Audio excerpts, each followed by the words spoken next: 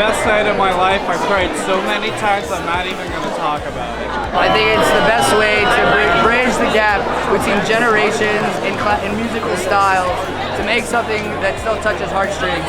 Pun intended, with heartstrings, when you play any type of musical instrument, they talk about how it literally pulls on your heartstrings. That's what emo has always done, so hopefully it'll allow people of many other different styles to actually get a taste of what we've been experiencing. I have no idea the timeline because of our festivals, but a long time ago we got asked to do Emo Orchestra. We said yes, thinking we kind of knew what it was. We knew it was our band with an orchestra. We knew we'd be playing our songs and other songs with an orchestra. When we said yes, I don't think we understood the task at hand and how busy we were. I don't think we really took that into consideration, but we just said yes because we like trying new stuff and it seemed like a fun thing to try. And at this point, I look at it personally as how many times can you go to a venue and just play another show? So why not change it up every once in a while? And turns out we need 8 full days of rehearsal to get ready for something like this, and it's still, we're only a few days in, but it's still a work in progress. So maybe we needed 10. We have never played a cover song live, and it's because all of the guys in Hawthorne Heights all like different types of music. So there's always some sort of weird question of why should we play this song, or maybe we should try that song. So we basically just talk ourselves into circles, so we play no songs. It was even more interesting when we were doing this because these are all bands that we know or bands that we love to listen to, and these songs are all absolute bangers in the canon of emo music in general. So it took a long time for us to sit there and go, how do we approach this? Do we approach it on only songs that we like? Because if we do that, Poppy is probably going to pick something like Sunny Day Real Estate, which might not necessarily translate to what we're doing out here.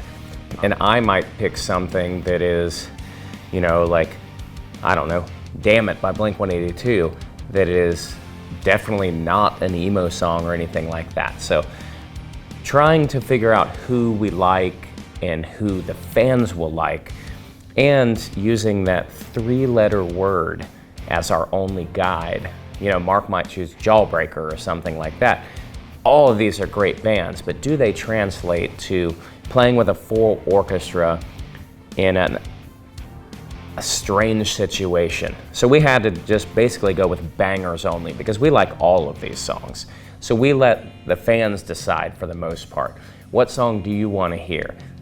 If you're considering this basically like an emo night with a full orchestra and Hawthorne Heights, what songs do you want to hear? So we leaned on our fans.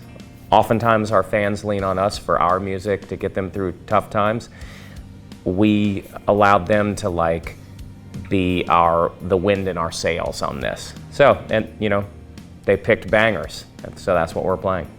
I had mixed feelings at first. I didn't know, I mean, I knew we could pull it off in our own way, but I really wasn't sure.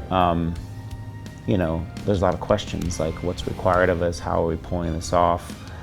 And once we really kind of dove into it,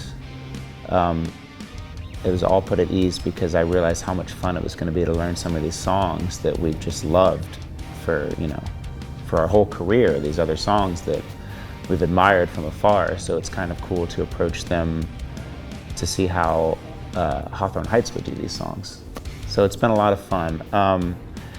And, you know, we were a little nervous coming in to rehearse with a full orchestra.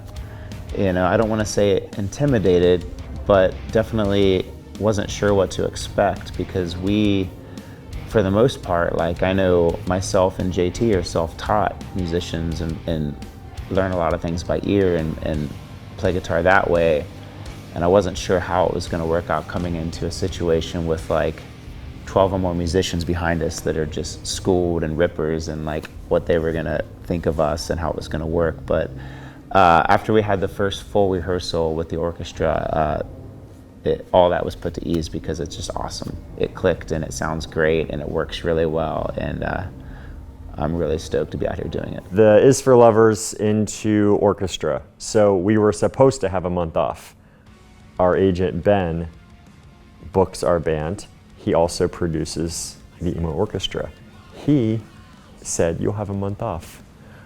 He didn't give us a month off, so it's his fault that we did not have any time. So we were supposed to have a month to rehearse, and we rehearsed 5 days before meeting with the orchestra and playing for the first time. So for me, I just didn't have time to learn the songs ahead of time because I was so busy working the festival. But we made it happen, as we all do. Every time we tend to thrive under chaos, even though I would love to have less chaos and a little less thriving. I think that's good. The logistics of this tour is crazy. I am a booking agent, not a touring person. I'm not a production person. I'm not a manager or a logistics person. And so it's been a very interesting job to take on. I mean, we have a crew of 24 people, 2 buses, you know, doing dates all over the country, you know, figuring out everything from printing music to hiring an orchestra to, you know, getting additional local orchestra members each night to making sure everyone's happy to, I mean, you name it. It's a very big undertaking. And being that it's my wife and I are the primary goaltenders, it is a lot of work. Ben, who is the producer of the show, he has a tall order. Generally, when it's just us, we have 5 people out with us, and that is hard enough to maintain. Who wants to go where on a day off? Who wants to eat here? Who wants all that? This one has 6 people in our crew, 6 other people working for the tour, and then 12 orchestras. So Ben has to make sure 24 people and 2 drivers are happy, which good luck on that. That is a tall order. I don't know how many people have actually toured before. I'm guessing not a ton, which is also a new, interesting thing. And then also for us, we tour constantly, but these are, I mean, right now we're in a venue that has marble walls. That is not common. So we get to go to some new places and some new rooms and see what some theaters are like, which is pretty cool. But the logistics, I can't imagine. I'm showing up, I'm playing my best, but the logistics side of it, I hope somebody is. Good luck on that. The logistics are a nightmare.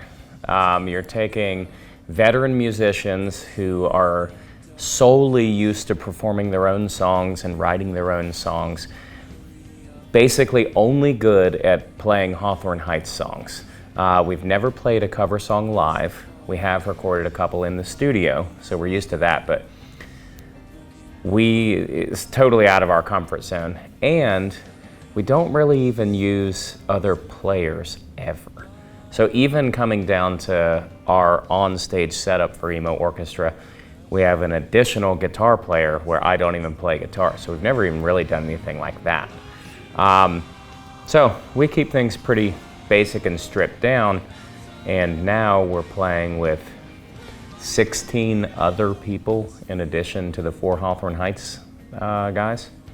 So it's uncomfortable. It's a happy uncomfortability though. Evan Rogers is probably one of the most key players in Emo Orchestra. I got involved with the Emo Orchestra because Ben was reaching out to a ton of arrangers. And I think his main criteria was, have you heard of Warped Tour? That was his main kind of filter. And being from the background that I was, I knew it.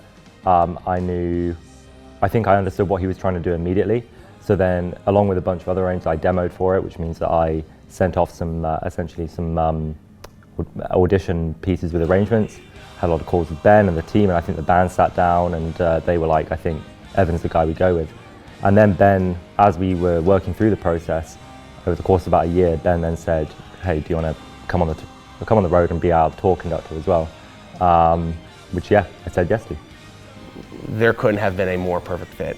Evan grew up as a scene kid. He's the most phenomenally smart person that I know, especially when it comes to music. His charts did exactly, his creations did exactly what we needed him to do. It's really easy to cheat with some of these arrangements where, like, you know, you have like a violin following the vocal line, or you have this instrument following the guitar line, or yada yada yada. And the whole idea with this show was to create another dimension of these songs.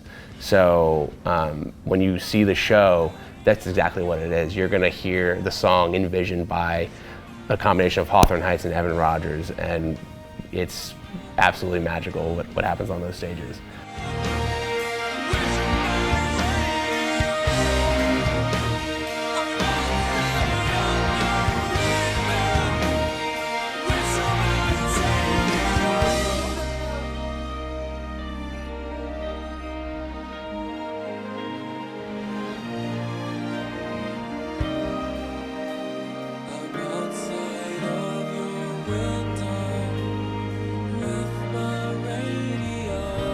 I just watched Titanic in the theater 2 months ago, and it is a horror film. And if you watch it as that, it might be the greatest movie of all time. So that's right. Last year that whole tour Jesus Christ. Why is it so tight today? There we go. Fuck me, this sucks. Fuck this. We had a really good one, and then it stopped working. We had it for 19 years. Now I have this thing that's better, but doesn't work as well.